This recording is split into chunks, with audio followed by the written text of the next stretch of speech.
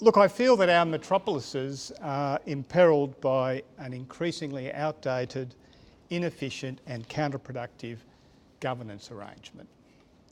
The setup where the state governments dominate plan making, decision making and service delivery at the metropolitan level is really, as I see it, a legacy of the big microeconomic reform clean out of the 80s and 90s. And this was a time, if those of you who are there, like us, you might recall Australia did have to make some radical changes in order to retain its structural competitiveness. But unfortunately, I feel we threw out the baby with the bathwater, particularly in stripping out institutions like the Melbourne and Metropolitan Board of Works and other arm's length metropolitan planning bodies. These bodies effectively shared management of the metropolis or democracy, if you like, for the metropolis between the state government and more localised forms of governance. But I'm not here to advocate rewinding the clock.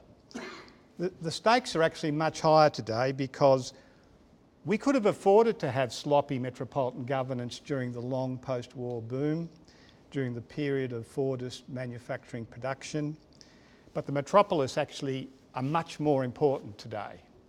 We can't afford to have lagging or second-rate metropolitan areas. They literally do drive the national economy. So why do I say that the state governments can't take care of a place like metropolitan Sydney?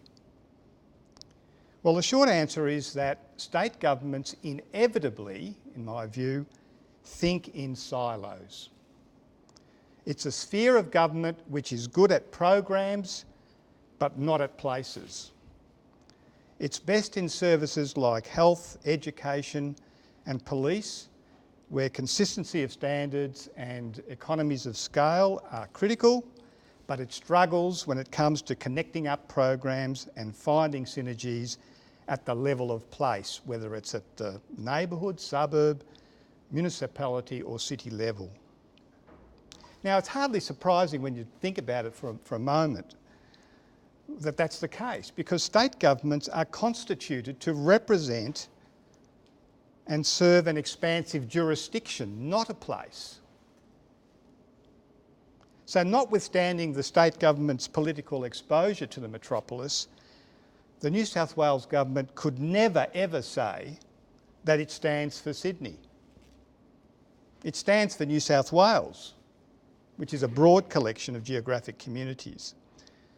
Now, state governments also struggle with the challenges of metropolitan governance because of money. And we have no shortage, I believe, of collective wealth in this country to build the very best cities in the world. But our tax bases are so misaligned and unbalanced, given the various responsibilities of the different spheres of government, that we can't deliver on our potential. This is the vexed issue of vertical fiscal imbalance. So through a procession of, when you think about them, if you unwrap them, relatively modest, seemingly common sense compromises made over decades, we've arrived at a federation which has evolved into a grotesquely top-heavy edifice where the Commonwealth collects all but 15% of all taxes. So the states have effectively been municipalised and are beholden to the Commonwealth in many of the core infrastructure decisions. Sometimes you have to wonder whether it's the Commonwealth rather than the states that are calling the shots on how our cities should develop. And because the Commonwealth has all the money, there is often a great chorus amongst the professional bodies like the architects, the planners, the engineers and kindred spirits in the Property Council and so forth who are saying the Commonwealth should become more directly involved in cities policy. Well, I've come to the view that that's the last thing we need. What we really need is for the cities to take back the capacity to shape their own futures within an overall national vision. And a particularly insidious aspect of the macro tax arrangements in our country is that we've wound up taxing income and consumption heavily, while applying a very light touch to land. The reason for this is that the Commonwealth tax bases, which were originally intended to serve national needs like social security and defence, focus on income and consumption. Meanwhile, land, which is the natural base for infrastructure, tax base for infrastructure and city building, has been ignored largely. And in this respect, we are starkly at odds with our OECD counterparts. And to make matters worse, state governments have every incentive to allow our cities to sprawl and to see property values soar, because transaction taxes in the property markets are at least one way that they can generate some spending money. So by and large, state governments are not inherently incompetent, and I do believe that they do hold the best intentions for our metropolises. But their efforts to counteract this programmatic silo-based thinking and to manage these fiscal constraints have typically driven state governments towards what I would call elaborate and costly administrative engineering rather than genuine governance reform. Because government reform, as we've just heard from Mark, inevitably involves giving up a certain amount of power or sharing power.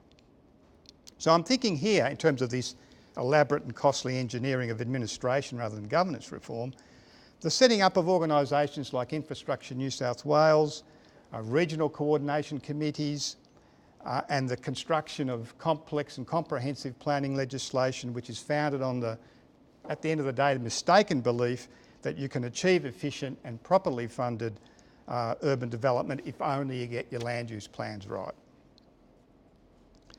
Good governance, in my view, requires alignment of four key elements: community, tax, services and accountability. Only when you have alignment between those parameters do you have a truly robust and healthy democracy capable of governing our metropolises to best effect. And if we apply this alignment test to what we have now, I think we can make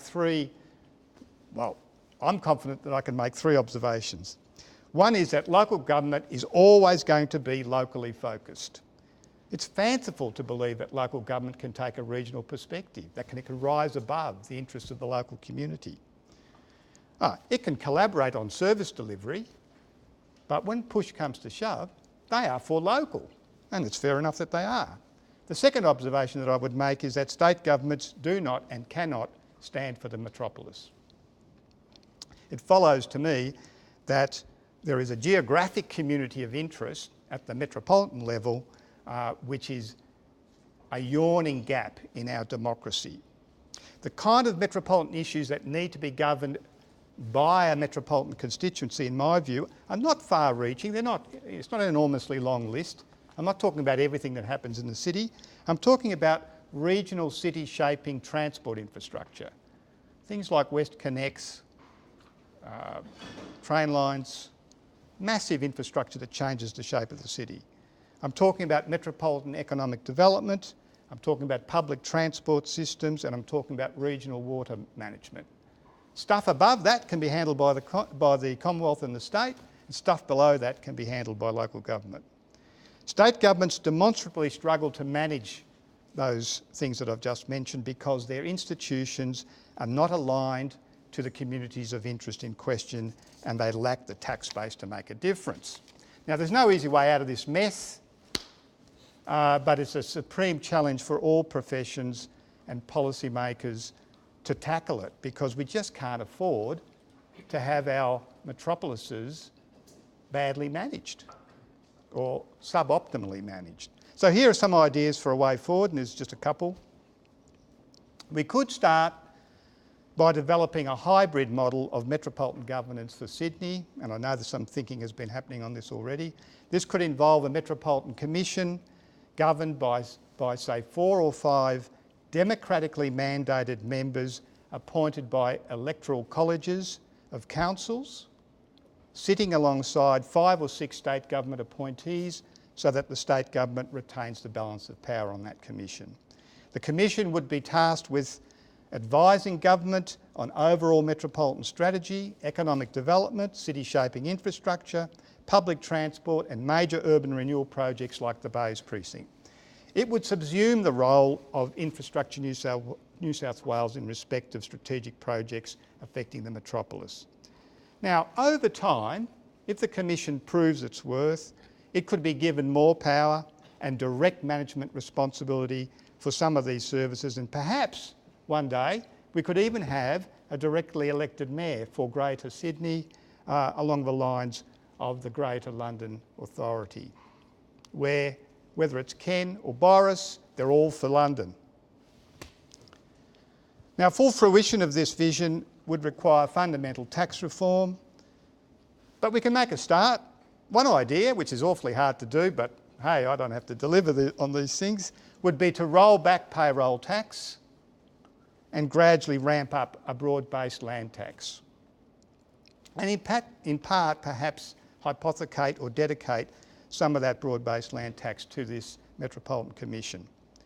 And I would introduce some form of broad-based mechanism for capturing the uplift in land value caused by infrastructure investment and planning decisions, but not via a tax on betterment. I much prefer the idea of charging developers a licence fee for the development rights that are awarded to them. So there are some ideas about metropolitan governance, and I'll leave it at that, Sue.